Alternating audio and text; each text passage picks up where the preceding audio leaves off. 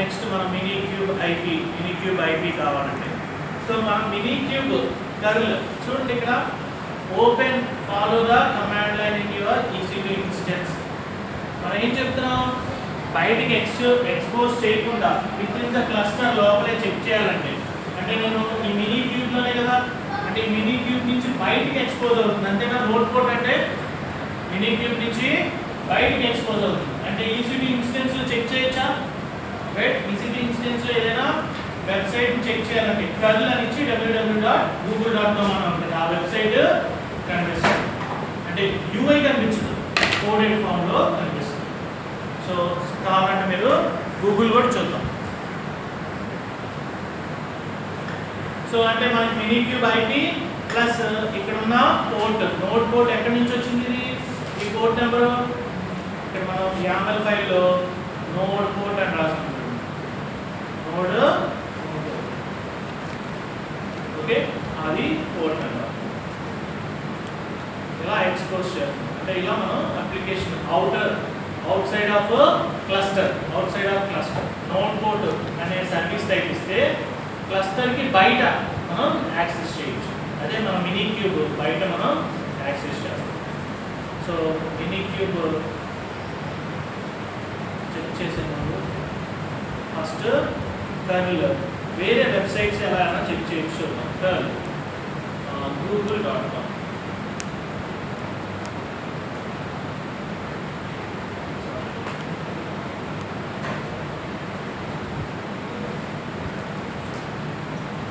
google.com వచ్చింది మనకి, అంటే ఇది మన కోడ్ వస్తుంది అన్నమాట.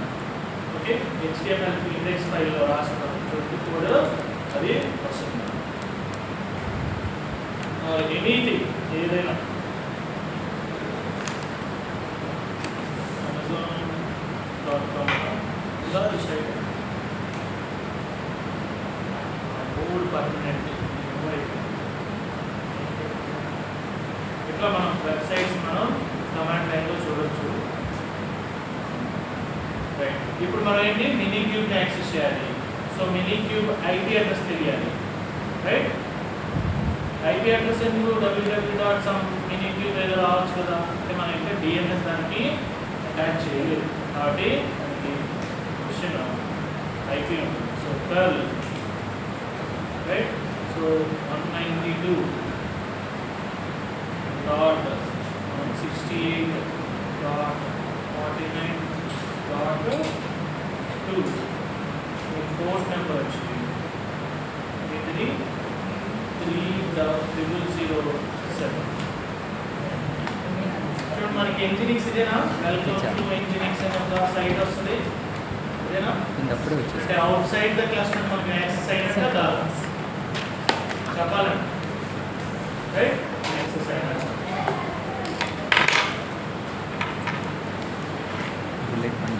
సో ఇదే మనకి బ్రౌజర్లో కావాలండి. మనకి 2 ways ఉన్నాయి. నేను బయటికి ఎక్స్పోజ్ చేసేస్తున్నాను. అవుట్ సైడ్ ద క్లస్టర్ చూసేసాం. ఓకే, మనకి డయాగ్రామ్ అర్థమైందా, నేను రాసుకుంటాను. బట్టి మీకు అవుట్ సైడ్ ద క్లస్టర్ అంటే ఏంటి, ఎక్స్పోజింగ్ ద బ్రౌజర్ అంటే ఏంటి. సో నా ఇక్కడ you should see the default Nginx welcome page. Next ఏంటి, access the node port service on EC2 instance. Okay, చేయాలంటే ఫస్ట్ మనం సర్వీస్ అని ఉంది కదా, సర్వీస్ని ఎక్స్పోజ్ చేస్తాం, రైట్. ఎక్స్పోజ్ చేసిన తర్వాత బ్రౌజర్లో మనం లోకల్ హోస్ట్ అని ఇస్తాం. ఓకే, బ్రౌజర్లో EC2 ఇన్స్టెన్స్.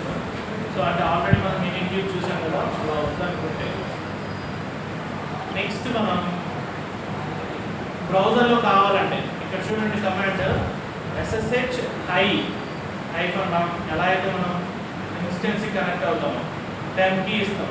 ఇక్కడ -l అంటే లోకల్ అని, ఏంటి లోకల్ హోస్ట్.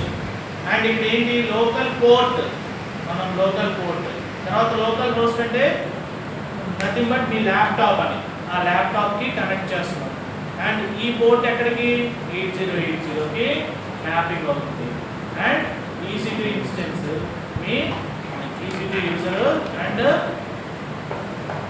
పబ్లిక్ IP ఇచ్చిన తర్వాత అంటే ఆ కమాండ్ మీ టెర్మినల్లో ఇస్తాం. ఎక్కడ లోకల్ హోస్ట్ మీ ల్యాప్టాప్లో ఆ డెస్క్టాప్లో ఇచ్చినాం.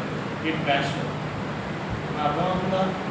గిట్ బ్యాష్లో ఇచ్చిన తర్వాత మీకు మళ్ళీ మనం కనెక్ట్ అవుతాం. అప్పుడు మనం లోకల్ హోస్ట్ అండ్ 801 అని ఇస్తే రైట్. సో ఇక్కడ నేను 801 అని ఇచ్చాను. ఇక్కడేమో చిన్న మిస్టేక్ 8080 అంటే ఇక్కడ ఏది ఇస్తే అది వస్తుంది ఆ పోర్ట్ నెంబర్తో. ఓకే, అలా చేయొచ్చు. లేదు, డైరెక్ట్గా మినీ క్యూబ్నే నేను ఎక్స్పోజ్ చేస్తున్నాను. మినీ క్యూబ్ ఐపీ అడ్రస్ అనేది రైట్ అండ్ నోడ్ పోర్ట్ అంటే నోడ్ని ఎక్స్పోజ్ చేస్తున్నాను. ఏం చేస్తున్నాను? నోడ్ని ఎక్స్పోజ్ చేస్తున్నాను డైరెక్ట్గా.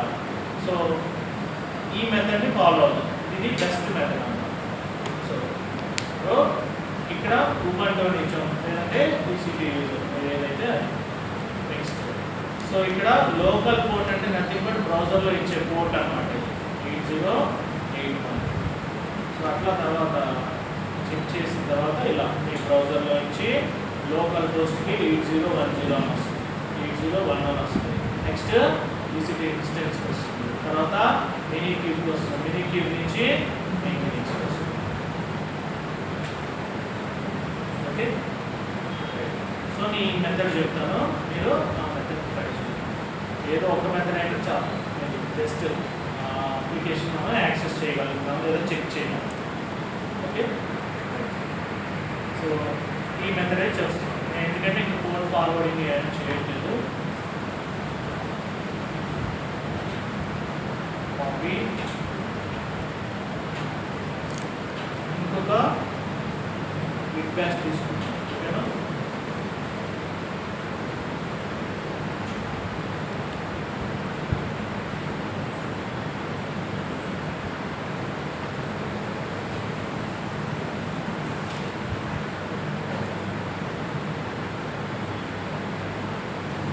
సో ఇక్కడ ఏమేమి మార్చాలి? రైట్, ఇక్కడ కీ మార్చాలి, పబ్లిక్ ఐపీ మార్చాలి, యూజర్ నేమ్ మార్చాలి.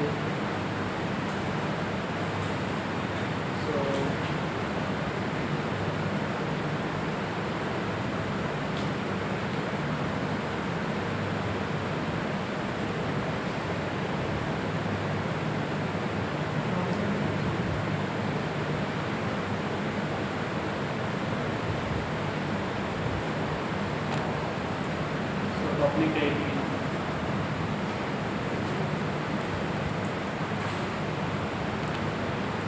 ఇక్కడ యూజర్ నేమ్ ఏంటి? టీసీపీ యూజర్ ఉబంటు కాదు, టీసీ2-యూజర్. నెక్స్ట్ ఇది సేమ్ మనకి ఈ మినీ క్యూబ్ ఐపీ కూడా సేమ్. ఇది mini cube IP, mini cube 2 చేస్తున్నాం. ఇక్కడ 8081 ఇచ్చాం. మన ఇష్టం 8081 ఇవ్వచ్చు, 80 or 8000 ఇవ్వచ్చు, మన ఇష్టం port number. Okay, next local L అంటే లోకల్. సో ఇక్కడ పెన్కి అమెజాన్ ఓకేనా? సో ఎంటర్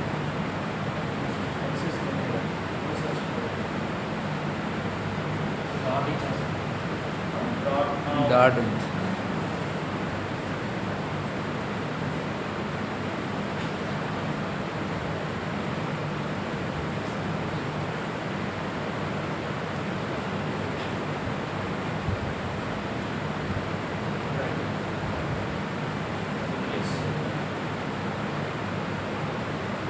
కనెక్ట్ అయింది కదా. ఇప్పుడు బ్రౌజర్లోకి వెళ్ళి ఏమి ఇవ్వాలి?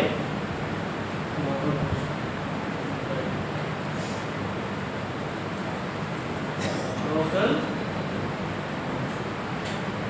Host IP address port number 8081. ఓకేనా? చూడండి, ఇంజినిక్స్ బయటకి ఎక్స్పోజ్ అయిపోయిందా? ఓకే, వయా మినీ క్యూబ్ నుంచి చేసాం. ఇది mini cube setup.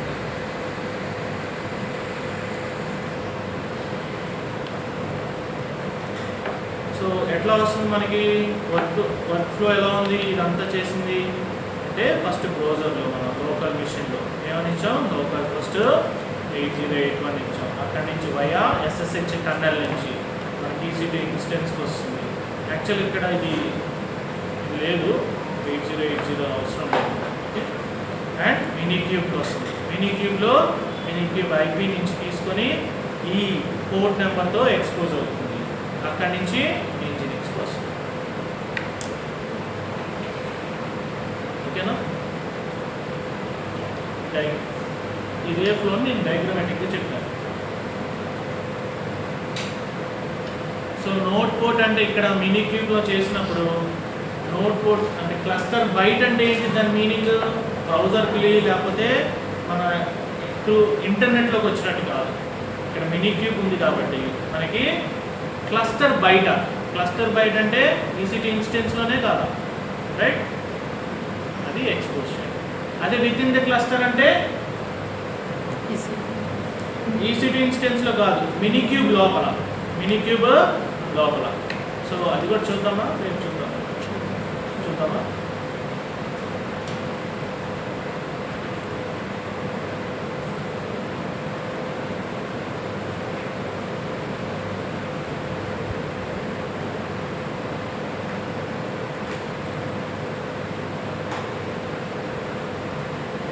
Right. So ఇక్కడ క్లస్టర్ అయిపోయిన చూడండి, అంటే దీనిలో కూడా YAML ఫైల్ ఉంది, రాసి పెట్టేసాను. సో ఇక్కడ YAML ఫైల్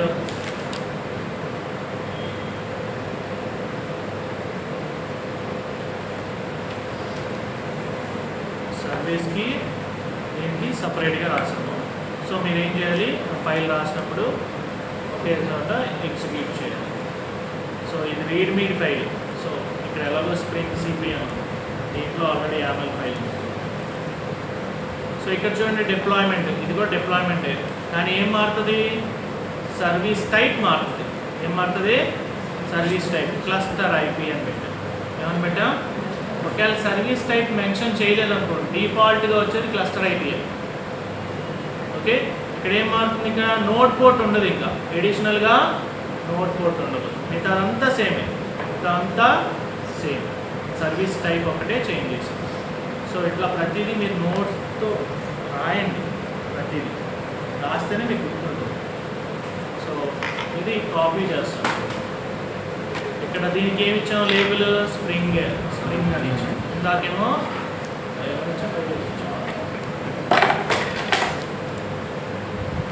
సో ఇది రెప్లికా కదా,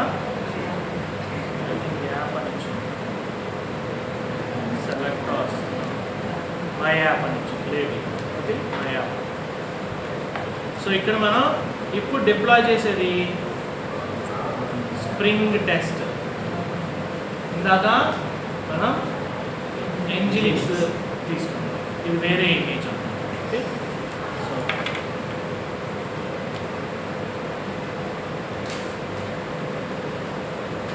కాపీ. నేను ఎంటైర్ అప్లికేషన్ మొత్తం కాపీ చేయట్లేదండి, జస్ట్ YAML ఫైల్ ఒక్కటి చేస్తే ఇమేజ్ వస్తే సరిపోతుంది కదా, ఆల్రెడీ ఇమేజ్లో మొత్తం ఉంటుంది. సో ఈసారి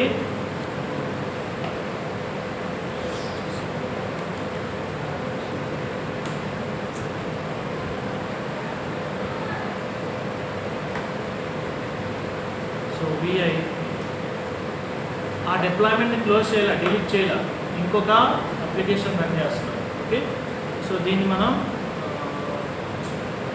క్లస్టర్ అయిపోయినా క్లస్టర్ ఐకాన్ డిప్లాయ్మెంట్. సో డిప్లాయ్డ్ షార్ట్గా రాసాం. సో ఇక్కడ పేస్ట్ చేస్తాం ఫైల్ మొత్తం. ఓకేనా?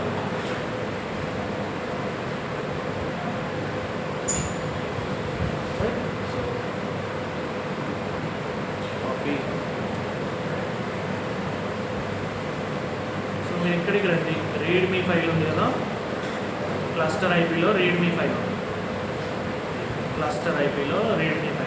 రీడ్మీ ఫైల్ రండి. సో ఇక్కడ మీరు ఫస్ట్ మనం డిప్లాయ్ చేయాలంటే ఏంటి కమాండ్ చెప్పండి. క్యూబ్ చెప్పట్లా మిగతా వాళ్ళు. CTL apply. అప్లై ఏం అప్లై చేయాలి? ఫైల్ అప్లై చేయాలి. ఏ ఫైల్? క్లస్టర్ అయి క్లస్టర్. Okay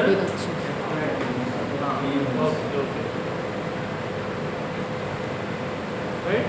so enter. దీనికి ఇంకొక సర్వీస్ వచ్చింది.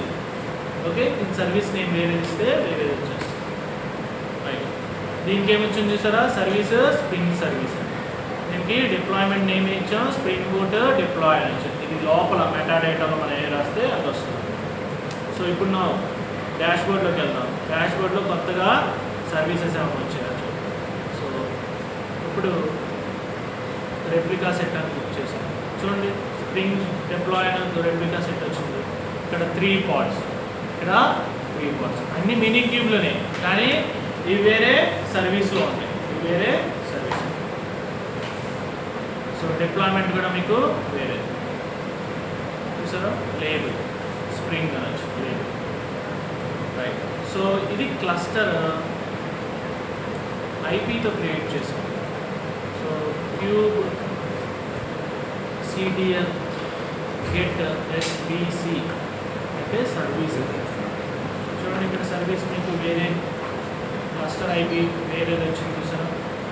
ఇది ఏ పోర్ట్లో ఉంది? ఈ సర్వీస్ 8081లో ఉంది. సర్వీస్ పోర్ట్ వేరే, కంటైనర్ పోర్ట్ వేరే.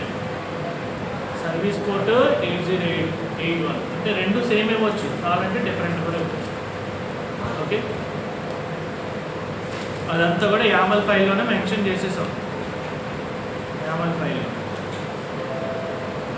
ఎక్కడ మెన్షన్ చేసాం చూడండి. ఇక్కడ పోర్ట్ అన్నారు చూసారా? ఇదేమో సర్వీస్ పోర్ట్. టార్గెట్ పోర్ట్ అన్నారు చూసారా? ఇది కంటైనర్, మీ అప్లికేషన్ రన్ అయ్యే కంటైనర్.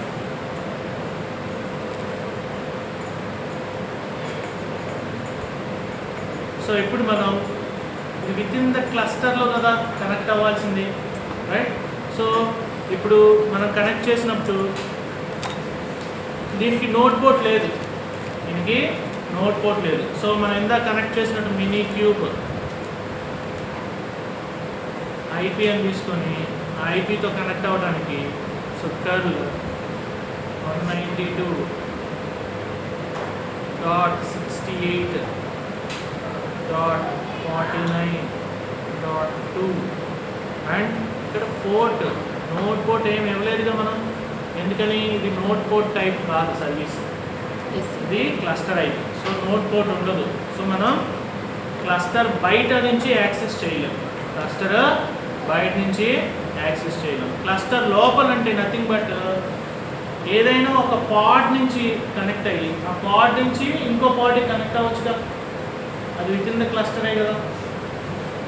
మా 2 పాడ్స్ ఉన్నాయి. ఇప్పుడు ఇదే క్లస్టర్ కదా, ఇదే మినీ క్యూబ్. దీనికి నోట్ పోర్ట్ కాదు. ఏం చేసాం? ఇది ఒక 2 సర్వీసులు, 2 పాడ్స్ని తీసుకున్నాం. ఇదొక పాడ్, ఇదొక పాడ్. రెండు కూడా విత్ ఇన్ ద క్లస్టర్ అంటే మినీ క్యూబ్ లోపలే కదా, మినీ క్యూబ్ లోపలే కదా. నేను బయట నుంచి యాక్సెస్ చేయలేదుగా ఈసీటీ నుంచి. అంటే ఏదో ఒక పాడ్ లోపల కనెక్ట్ అయ్యామనుకో, అక్కడి నుంచి నేను దీనికి అప్లికేషన్కి యాక్సెస్ చేయొచ్చుగా, చేయలేదా? సో మనం కంటైనర్ కనెక్ట్ అవ్వాలంటే కమాండ్ ఏంటి? కంటైనర్ లోపలికి వెళ్ళాలంటే కమాండ్ ఏంటి? docker ex execute -id or container ID ఇస్తాం, రైట్? సో ఇక్కడ ఏంటి? కంటైనర్ కాదు, కుబర్నెటిస్ ఏంటి? పాడ్. సో ఇక్కడ క్యూబ్ సిటిఎల్, డాకర్ బదులు cube CTL, cube CTL execute, okay, -id ఆ పాడ్ ఐడి ఇస్తాం, పాడ్ ఐడి ఆర్ పాడ్ నేమ్ ఇస్తాం. ఇచ్చి లాస్ట్లో సేమ్ మళ్ళీ /bin/bash లేదా -bash అని ఇస్తాం. సో మనం ఆ పాడ్కి కనెక్ట్ అవుతాం. సేమ్ కమాండ్ డాకర్లో మనం ఏది ఇచ్చాం అదే, కాకపోతే ఇక్కడ క్యూబ్ సిటిఎల్ అనిస్తాం. సో ఫస్ట్ ఆఫ్ ఆల్ మనకు పాడ్స్ తెలియాలి కదా, పాడ్స్ ఐడి తెలియాలి, ఆ పాడ్ నేమ్ తెలియాలి కదా. సో క్యూబ్ సిటిఎల్ గెట్ పాడ్, ఓకే, -l యాప్. మన యాప్ లేబుల్ ఏంటి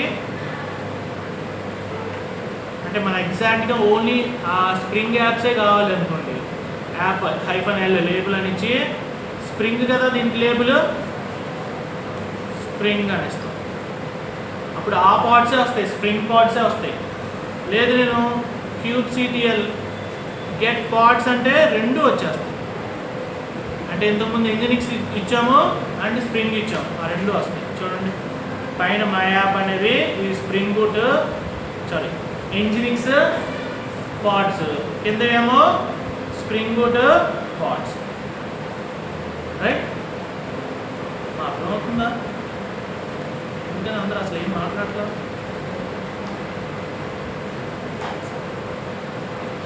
రైట్. సో ఇప్పుడు మనకేం కావాలి? స్ప్రింగ్ బూట్ పాడ్ కావాలి. చూడండి ఇక్కడ మనకు ఐడీస్ ఒక్కొక్క దానికి వేరే వేరే ఐడీస్ ఉన్నాయి. ఇక్కడ పాడ్స్ చూడండి ఇదంతా సేమ్ ఉండొచ్చు, కానీ లాస్ట్లో చూడండి ఇవి వేరే ఉన్నాయా. సో kubectl నేను ఒక పాడ్ కనెక్ట్ అవుతున్నా. kubectl okay execute -it okay. So pod name, so pod ఏదో ఒక పాడ్కి నేను సెలెక్ట్ చేస్తాను. Okay paste. లాస్ట్లో -bash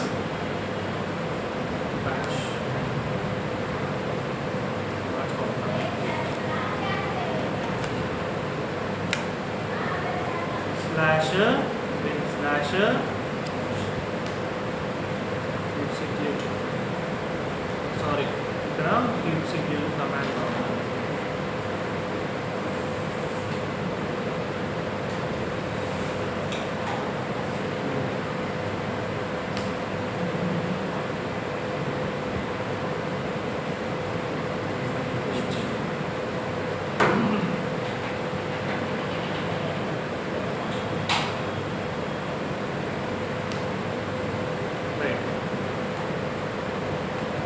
ఇక్కడ ఏమైనా ఇవ్వాలి? ఎగ్జిట్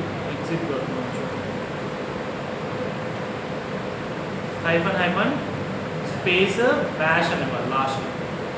ఓకే ఎంటర్ ఇవ్వాలి. రూట్ యూజర్, ఆ పాడ్ రూట్ యూజర్, ఆ పాడ్ నేమ్ వచ్చింది ఇక్కడ. అండ్ ఎక్కడున్న డైరెక్టరీ /app. ఓకే ఇందులో మనకి ఫైల్స్ ఏదైనా ఫైల్స్ మనం డాకర్ ఫైల్ నుంచి కాపీ చేసింది. సో ఇట్లా మనం కనెక్ట్ అయ్యాం. సో ఇక్కడ నుంచి వేరే పాడ్కి కనెక్ట్ అవ్వాలి, వేరే పాడ్కి. అంతేనా? కాదు, అంతే కదా.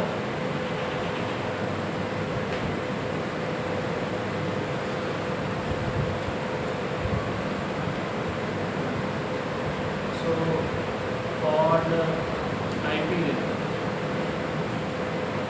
So execute. సో మనకి సర్వీస్ ఏంటి? స్ప్రింగ్ సర్వీస్ కదా. సో ఇక్కడికి వెళ్ళి స్ప్రింగ్ సర్వీస్ కర్లా మన అప్లికేషన్ రావాలని గ్రీటింగ్స్ ఫ్రమ్ విజ్ఞానం రావాలా. సో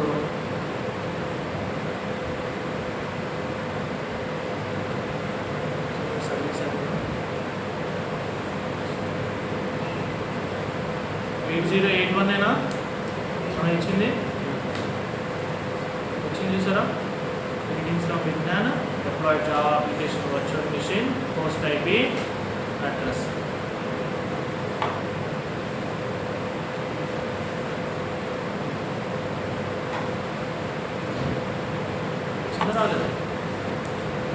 సో ఇట్లా మనం within the cluster communicate అవ్వం. సో ఎప్పుడు విత్ ఇన్ ద క్లస్టర్ మనం యాక్చువల్గా ఇచ్చేది టెస్ట్ చేయాలంటే అసలు మామూలు బయటికి మనం చూడాలి కదా అప్లికేషన్. సో ఎప్పుడేంటంటే ఈ విత్ ఇన్ ద క్లస్టర్ కొన్ని సర్వీసెస్ మైక్రో సర్వీసెస్ యూజ్ చేస్తాం, అన్ని సర్వీసెస్ బయటికి ఎక్స్పోజ్ చేయాలి. సో బ్యాక్ ఎండ్లో ఒక సర్వీస్ నుంచి ఇంకో సర్వీస్కి వెళ్ళాలి. సో అవి UI ఇంటర్ఫేస్ అవసరం లేదు కదా. సో అలాంటప్పుడు వీటిని క్లస్టర్ అయిపోతుంది. సో మనం డైరెక్ట్గా వాటిని బయటికి ఎక్స్పోజ్ చేయలేం. అలాంటి సర్వీసెస్కి మనం క్లస్టర్ అయిపోతాం, అన్ని సర్వీసెస్.